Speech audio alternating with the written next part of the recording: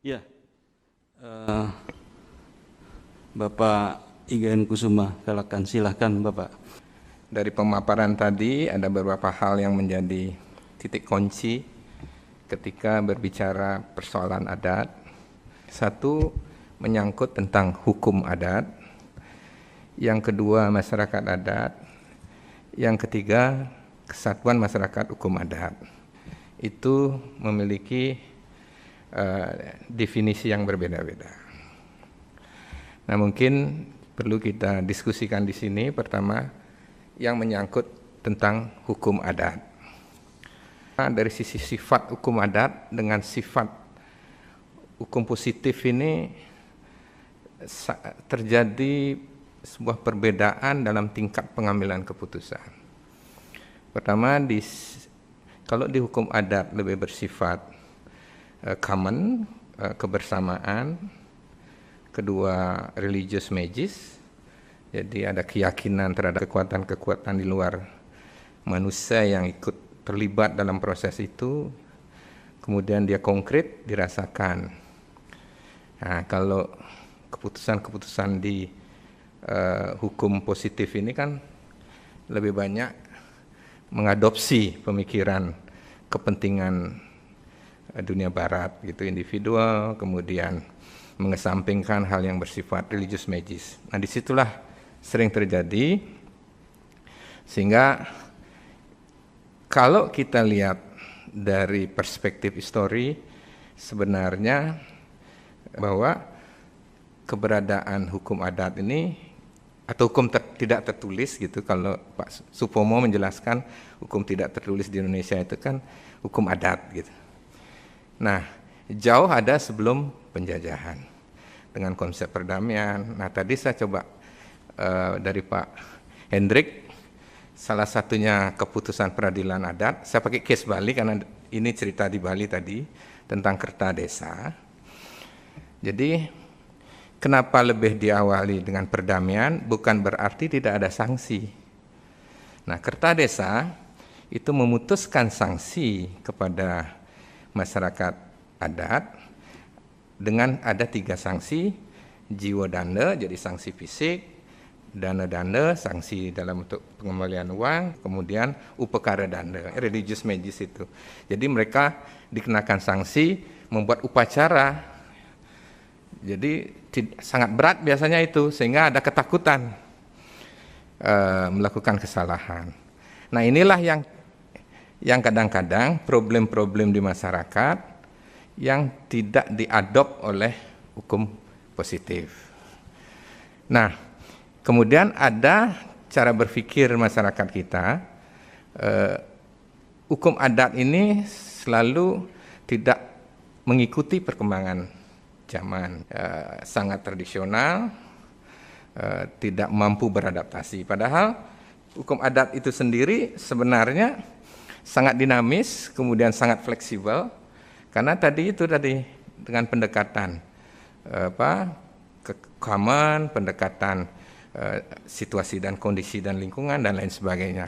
Nah, inilah kadang-kadang akhirnya posisi hukum adat itu lebih banyak diposisikan di periferal. Nah, di samping hukum adat itu, sekarang masuk ke pasal 18 B ayat 2 itu kesatuan masyarakat hukum adat. Nah, ini yang dikonversi menjadi desa adat. Satu sisi masyarakat adat, individu-individu yang berkelompok dalam tata pergaulan yang mempunyai hak asal-usul istimewa dan hak-hak tradisional diwarisi, kayak suku Baduy, suku-suku yang lain yang belum terorganisir. Ada kesatuan masyarakat hukum adat yang memang terorganisir oleh hakikat organisasi, seperti desa pekraman di Bali, marga di Sumatera misalnya, Gampong di Aceh dan lain sebagainya. Nah, saya pakai contoh karena tadi dijelaskan di Bali, desa pekraman, mungkin juga nagari, mungkin juga marga, karena diorganisir secara organisasi, dia mempunyai 4 hal. Pertama, struktur organisasi; kedua, dia mempunyai aturan hukum adat yang disebut awig-awig, yaitu ketiga, dia mempunyai harta kekayaan desa; yang keempat, dia mempunyai lembaga peradilan Kertadesa. Inilah yang jadi masalah sering ketika berbicara harta warisan desa adat. Kalau dulu di Bali sering terjadi konflik dan selalu kalah desa adat karena belum bisa dianggap sebagai subjek hukum. Mungkin juga di Kalimantan hak atas hutan, hak atas tambang yang dulu turun-temurun diwarisi oleh komunitas adat sama sekali terpinggirkan, nggak bisa mendapatkan apa-apa. Nah, inilah yang perlu kita diskusikan. Melihat persoalan-persoalan itu, harapan kita ada formulasi yang baik dalam pembangunan hukum di Indonesia ini. Bukan berarti dengan menguatnya hukum adat artinya mereka lepas dari tata aturan negara kesatuan. Justru harapan kita dengan memperkuat hukum adat dan kesatuan masyarakat hukum adat yang dijamin oleh Undang-Undang Dasar ini menjadi pedoman di dalam pembangunan hukum adat. Yang paling prinsip itu dua hal itu, tentang hak pemilikan atas komunitas hukum adat. Yang kedua, karena dia tidak menjadi subjek hukum, seperti contoh misalnya Undang-Undang Desa, Undang-Undang Nomor 6 Tahun 2014, Pasal 6 itu menjelaskan terminologi desa itu ada dua, desa adat dan desa. Di penjelasan harus dipilih. Ketika kita memilih salah satu, berarti salah satulah yang menjadi subjek hukum, yang satu lagi menjadi terpinggir. Sedangkan dana APBN, dana APBD akhirnya masuk ke desa administrasi.